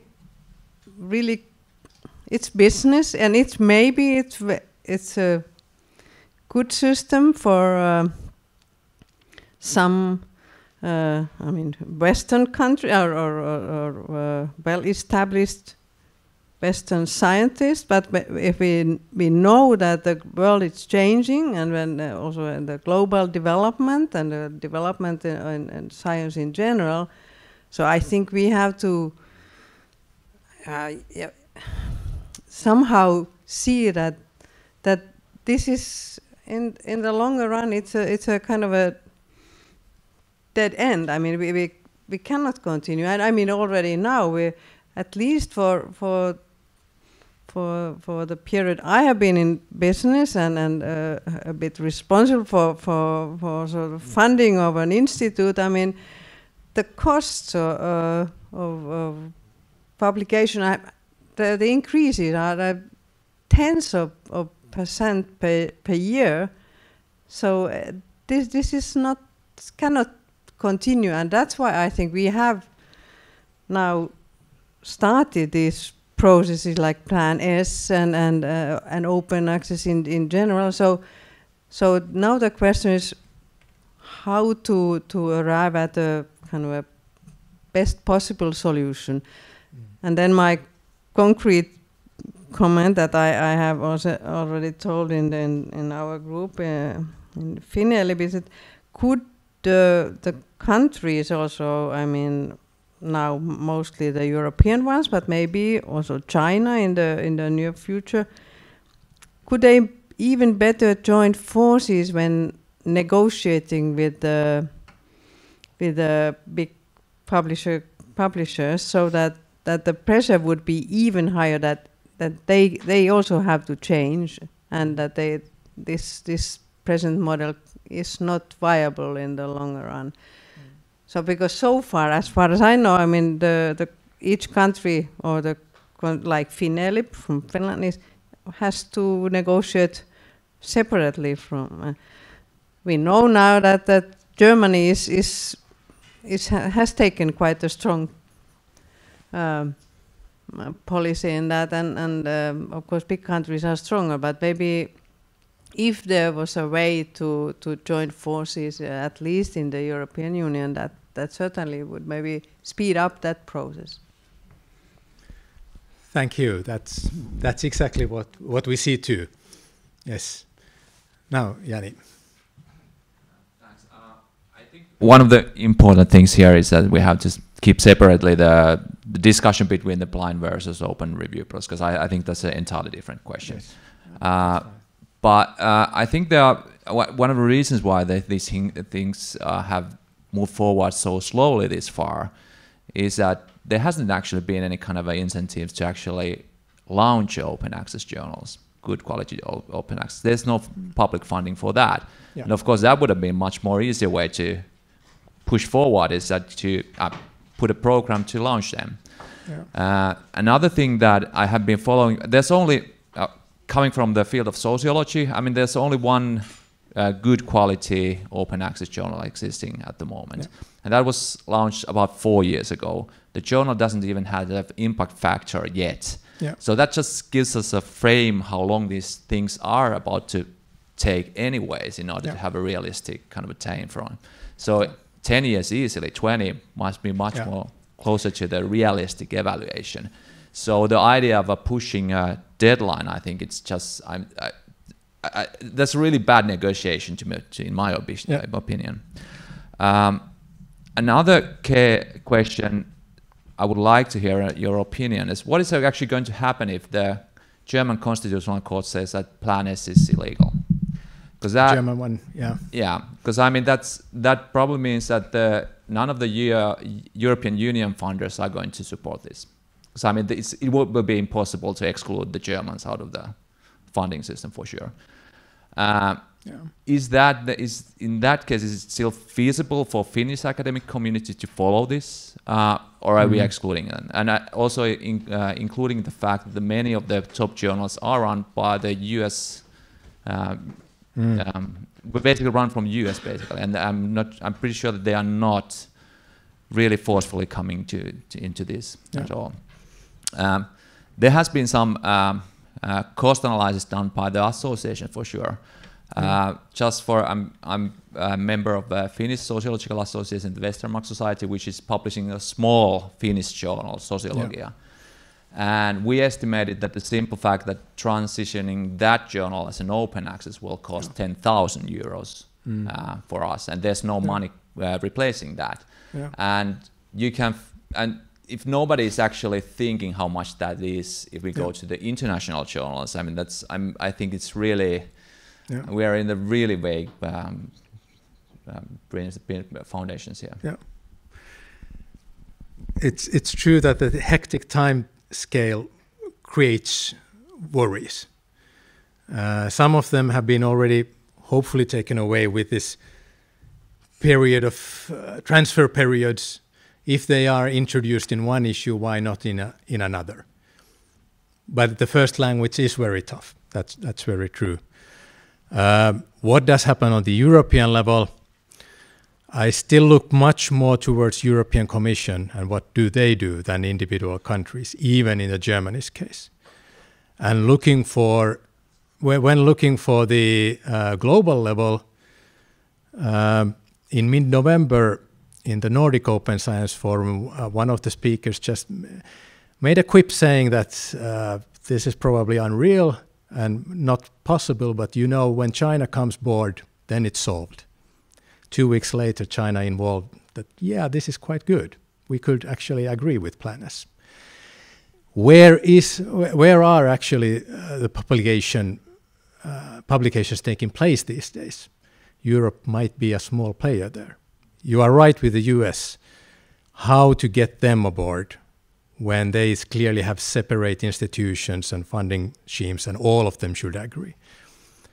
One Gates Foundation doesn't solve everything. And China might be a long way from us, even if the number of publications that comes from there would mean a lot for Plan S. Does it mean for Finnish scientific community a lot, especially in human sciences? That's very true. The links are weaker there. One thing that I do worry, and I think we would need in Finland to solve this pretty quickly, is what to do with the local domestic scientific publication community. How to make it possible under Plan S. Now, there are plans for that.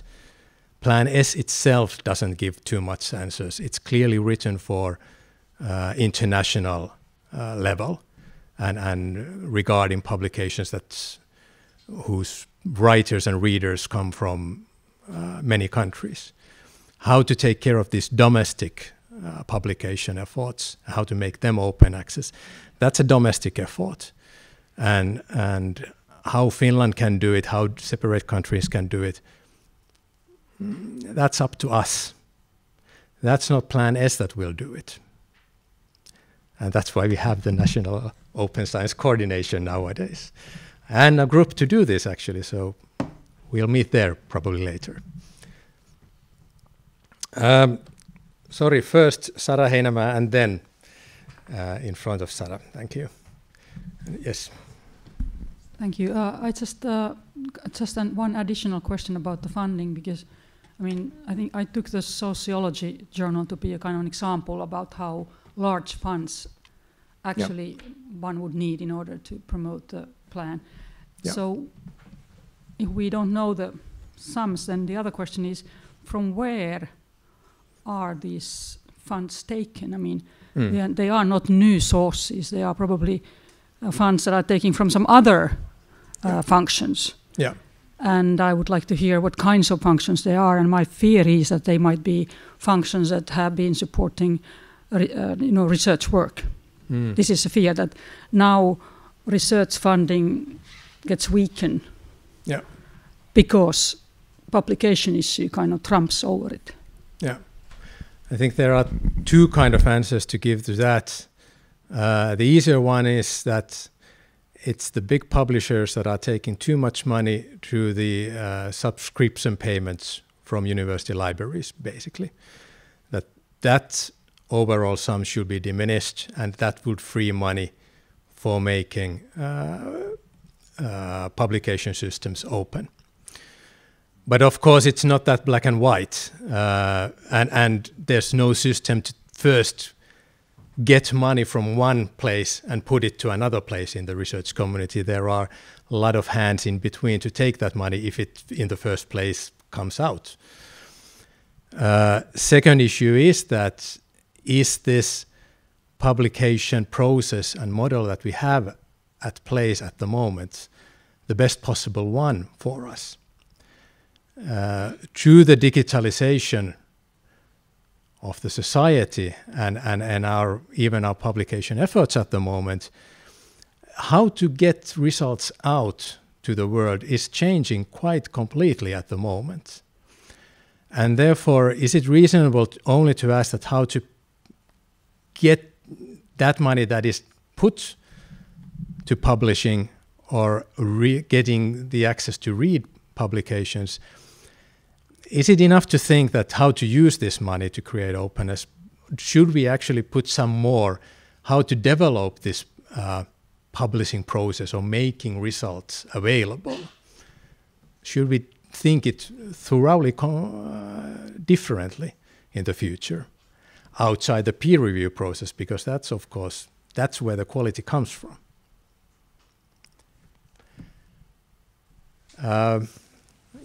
Saran, in front of Sara, and then I put in line Tuuli. I think you're next, and then. Yeah. Thank you. I'm Jenny Hyppölä, working at CSC, but previously I've worked for several open access initiatives, both in Finland and at CERN. I think creating new open access journals is not a problem. There are several new journals launched every day. And there are also open access journals disappearing every day, so it's neither a problem nor a solution. I think the current journals are doing pretty well what they are doing. They have reviewing process, editing process, and publishing process, so they offer channels for researchers and also readers. And so what's the key issue here is the reputation. And as you said before, what is the reputation? Where does it come from? Yeah. It comes from the experience, and people can trust on those journals. Researchers can trust that a review process is done well, and editorial work is done well. And then it comes to the money. This is not free work, even though the reviewers are mostly working for free. But running a journal is expensive. Paying for editorial boards is expensive, and also publishing is expensive, even though it's not that expensive anymore, as there is no need for printing and posting all over the world. So what's the problem here is the profit the publishing houses want. Scientific publishing is one of the most profitable businesses in the world, and that's the problem. So if you use the money better, that would solve many problems and still remain those good things in current system as they are now, and those good things that most of the people are happy, both researchers and also the publics. So I'd like to think, as it was mentioned before, that we should concentrate more on turning those existing high reputation journals into open access. I like a lot this Plan S, and it's very ambitious, but I think it must be ambitious, because if you are shooting at the stars, you may land on the moon. So you have to set your aims very high to get something at least. And I like to thank Finelib Consortium for all the good work and hard negotiations they have been doing. But then I would like to rise up another model of funding those journals. Scope 3 is the consortium for open access in particle physics. And they have been running for like 5 years now. They have published 25 open access articles. And what they are doing, they are paying for 11 journals to be open access. So they are still paying for something. They are paying for quality and for good reputation journals, but they are using a lot less money. And Finland is one of the 44 members. So I think this is something we should think more and take advantage of good points that have been found in there. Thank you. Thank you. I agree. Reputation is the key. That's why I'd rather change the way to work than the journal. I think the next one was for you. Yeah, in the blue shirt. Yes.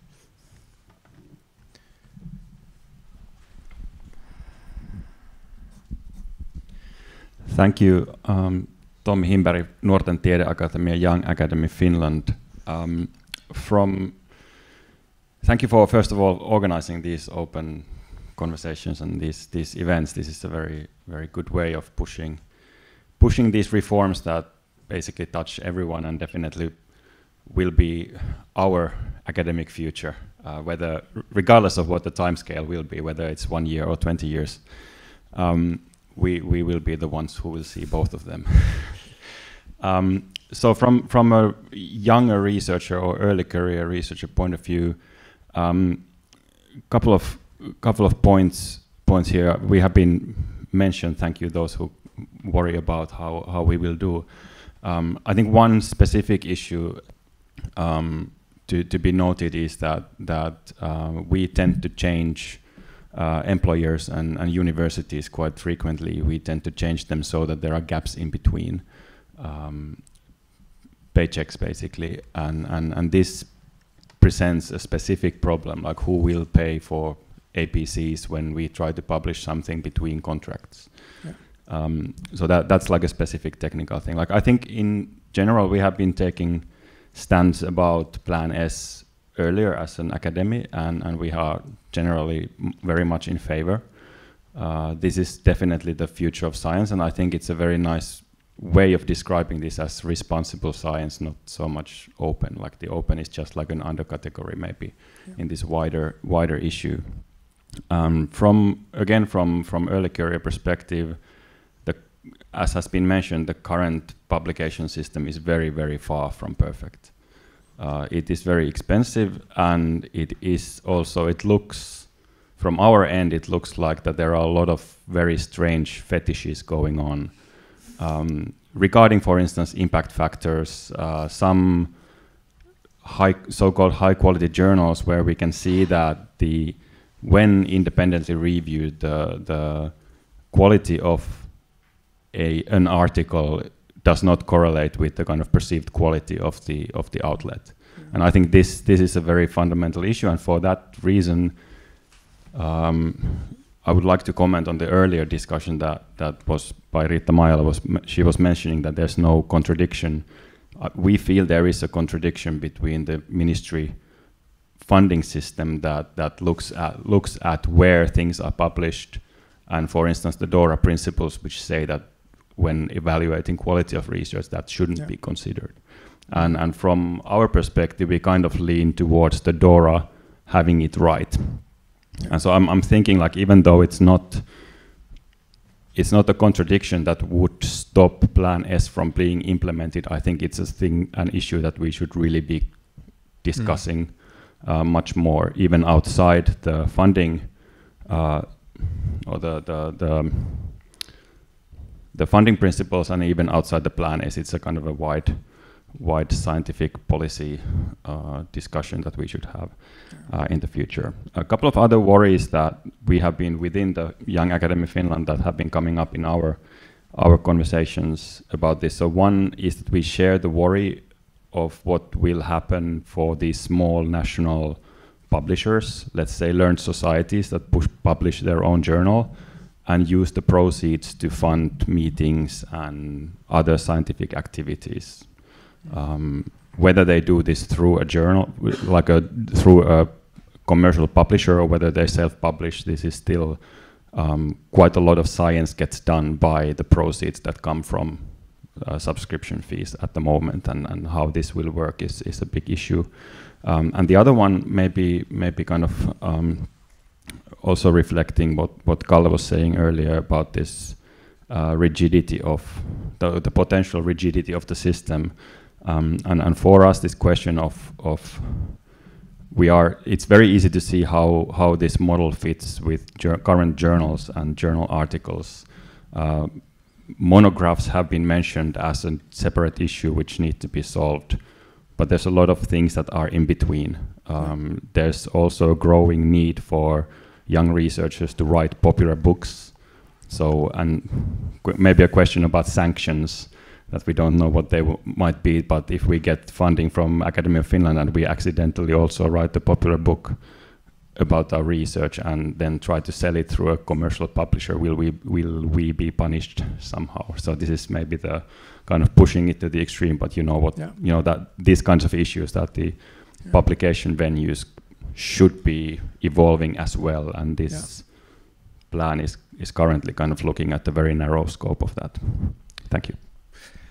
Thanks. At least for me, monographs and non-fiction, those are separate publications. So no danger in there. One issue that I forgot to say, the journal impact factor. Exactly. I mean, who cares? We care about the quality of the paper. We don't care where it's published. That's what's on the table in our evaluation processes. That's what should be on the table on other evaluation processes too. Now, you can, of course, discuss, is it practically done? Can it be done practically? But nevertheless, one metrics doesn't tell about the quality of the people. Now, I saw like 4 hands on this topic. Heidi, nevertheless, and Tuuli then, and then I'm moving forward. I think you were the next one, and so on. So Heidi Laine first here.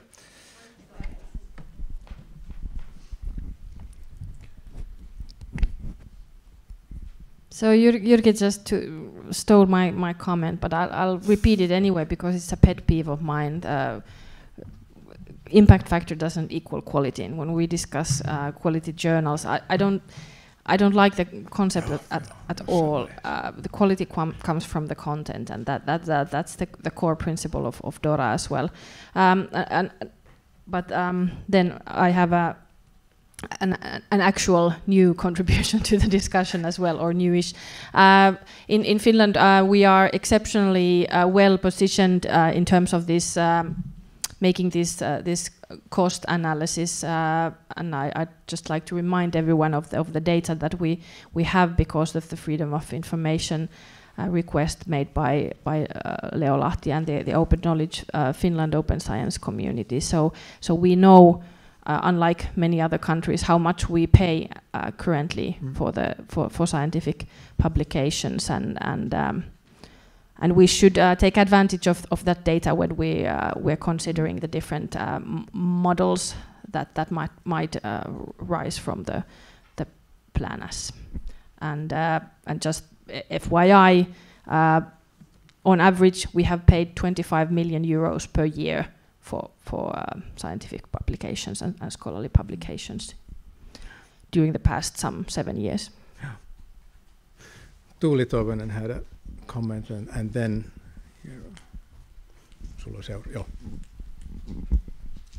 Yes, thank you. We are playing domino here because now Heidi Laine stole my comment, but that's fine. I could say just the numbers as well from the same request of information by Leo Lahti, for example, and other sources of information. So in 2017, Finnish universities of applied sciences and research institutes and libraries paid 37.3 million euros for scientific publishing or buying them for reading, and this didn't include the open access fees. So even if I think that 10,000 euros for example, Sociologia Lehti is a huge number for them particularly, so if I understood it right, did I, to be converting into an open access journal. So I think that we certainly should be finding those fundings to be supporting open access locally here, and thinking that only equals 3 point something times the fee that we need to be paying, article processing fees, for example, in conservation biology, which is one of the papers or journals that I publish in, which according to our information had a profit of 252 million euros last year, and they ask 3,000 euros for each open access paper.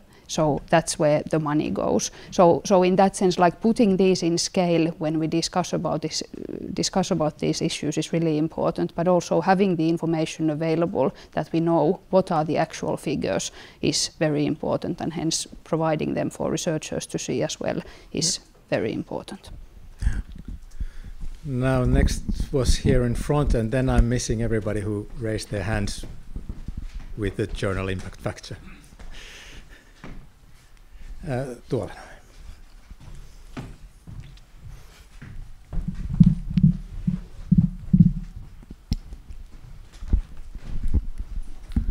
So my name is Eero Kontturi.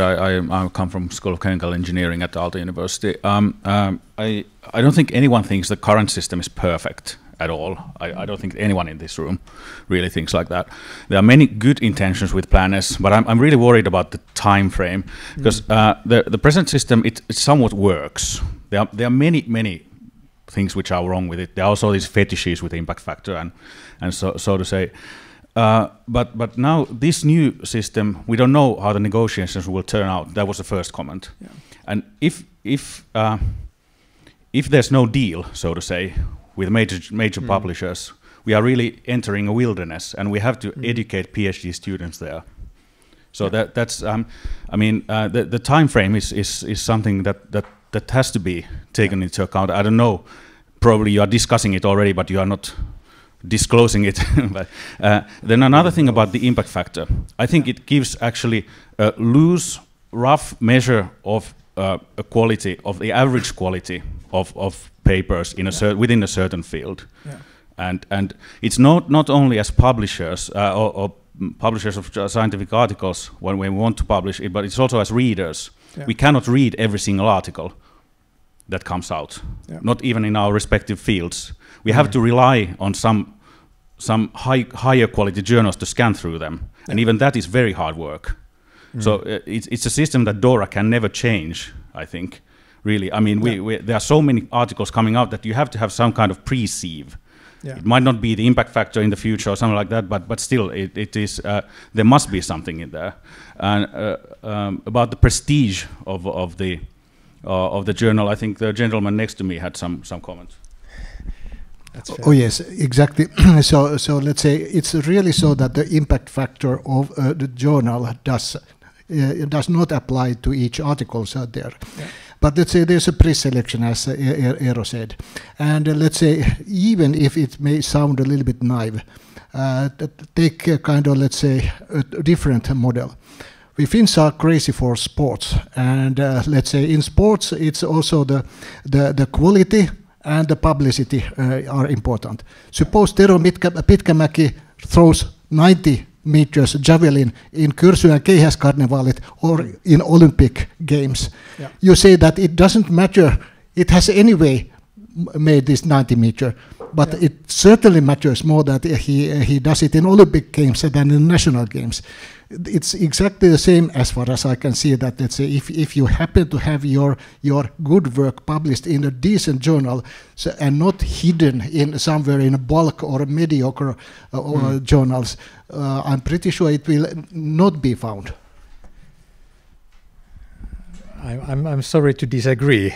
I see the quality in the paper itself, not in the journal where it's published. And sport events do take place in certain time and place. Publications, there's a different kind of order how they end up where they end up. But Sara Heinama, and then back there, and Heidi, and some others still. I think that I need to say this just to be explicit. I don't think the present system is good either.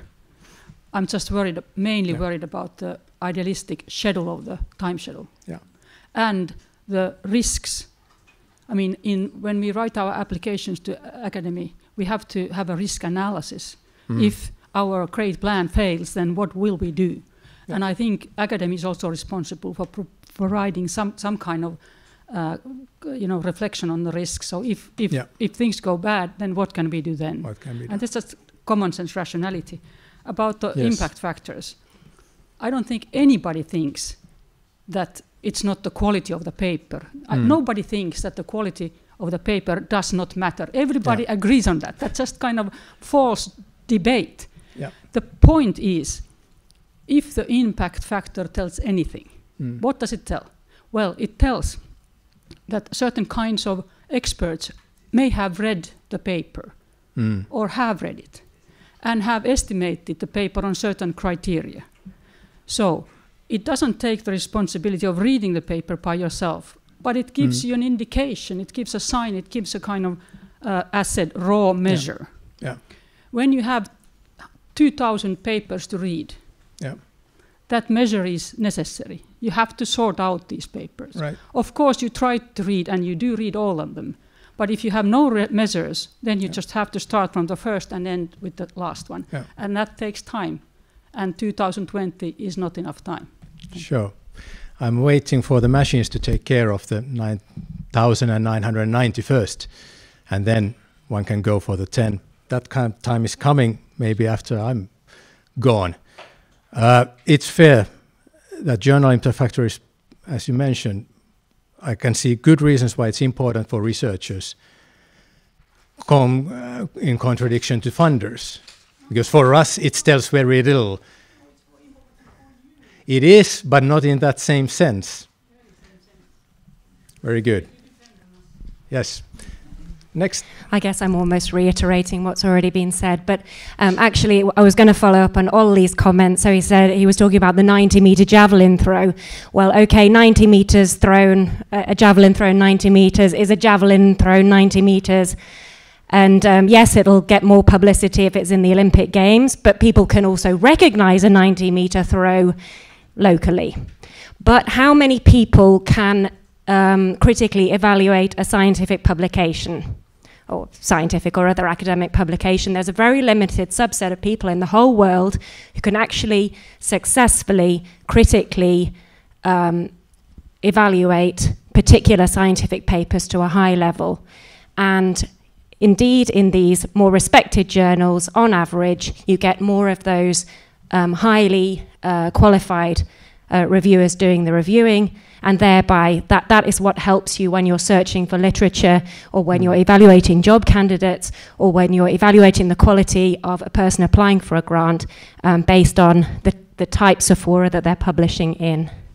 Because they are using those people who are specialists. You can't expect a non-specialist, even a person from the same discipline, to be able to evaluate papers individually, reliably. Very good. You. Very good. Oh, sorry, Mirka Jones. I'm now research coordinator at the university. Thank you.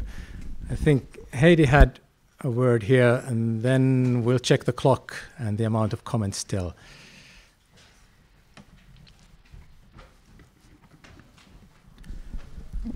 Thanks. So I'd like to remind everyone of the broader context in which we are having this discussion, and that's open science. And now we've been only discussing publications, but the overall aim of the open science discussion and movement is to broaden the way that scientific knowledge is disseminated, not just through journal articles or even monographs, but to make also research data count and other research outputs. And for this goal, the impact factor it's absolutely the worst.